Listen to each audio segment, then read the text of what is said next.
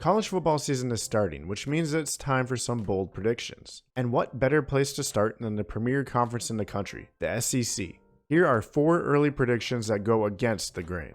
Alabama and Georgia will not meet in the SEC title game. Let's be honest, this is the matchup that everyone expects to see at the end of the regular season. A rematch of last year's SEC title and national championship. 2 of the most talented teams in the nation facing off, that always reload with blue chip talent. But how likely are we to see this? First and foremost, we typically don't see repeat matchups in back-to-back SEC title games. In fact, it's only happened twice since 2000, both times being Alabama versus Florida, back-to-back in 2008 and 2009, and 2015 and 2016. Even as of late, the SEC has just been too competitive. Even though it does feel like Alabama and Georgia have been mainstays, there always seems to be a team that sneaks in every other year. But the question is, what team breaks the trend this season? And there are a couple of options. The West Division is where I see the biggest gap. It isn't just that Alabama is the most talented team or they've added the most skill through the transfer portal, but also that this season is shaping up to be the Nick Saban revenge tour after a loss in the title game.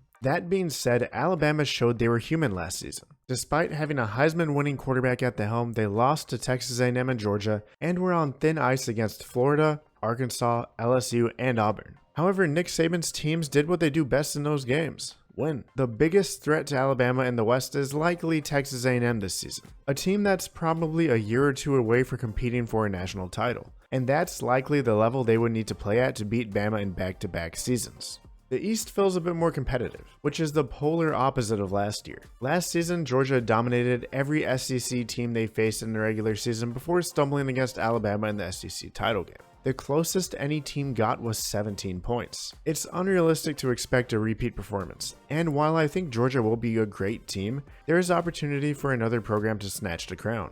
The 2 teams that stand out to compete for Georgia's spot in the SEC title game are Tennessee and Kentucky. While both would need to take significant steps to improve and compete with Georgia, I don't think it's out of the realm of possibility that Georgia has a bit of a lapse after a title-winning campaign and another team in the East steals the spotlight.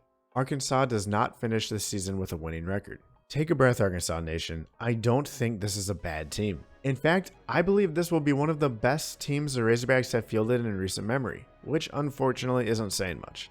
That being said, this is what my issue boils down to: scheduling. Arkansas has paired an incredibly difficult SEC slate with a duo of dangerous non-conference opponents in Cincinnati and BYU. Yes, Cincinnati won't be the same level of team that made it to the college football playoff last year, but they will be headed to Fayetteville with a chip on their shoulder and something to prove. The trip to BYU will be a challenge, and at that point the Cougars will be battle-tested with games against Baylor, Oregon, and Notre Dame in the rearview mirror. Thankfully for Arkansas, the SEC East slate could have been a bit more challenging, but they drew South Carolina and Missouri.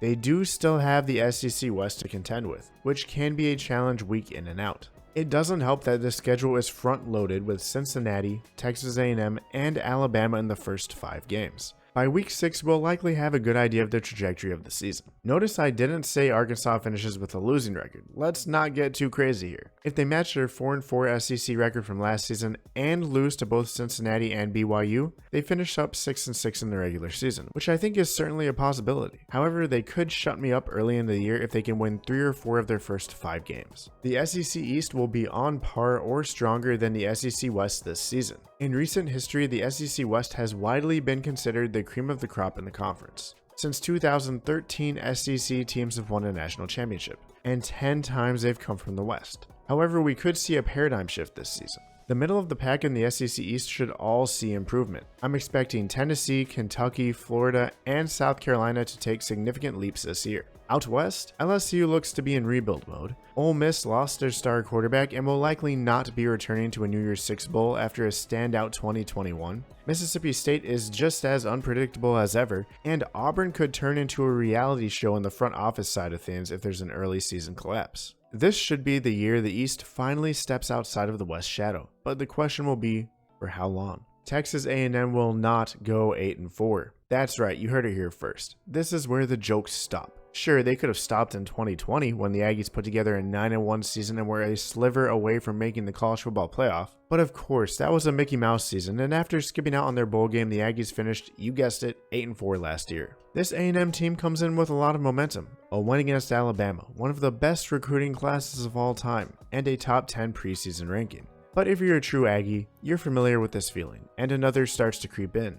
BAS, Battered Aggie Syndrome. Something always seems to go wrong, and has year in and out since 1939. Unlike much of the media that feels that A&M has a shot at the SEC title or a college football playoff appearance this year, I think we need to pump the brakes. Yes, this team will be better than last year, but will be led by a new quarterback and should be starting a slew of underclassmen that frankly may not be ready to compete at a championship level just yet. Maybe in a year or two they will. So what is my prediction for the Aggies?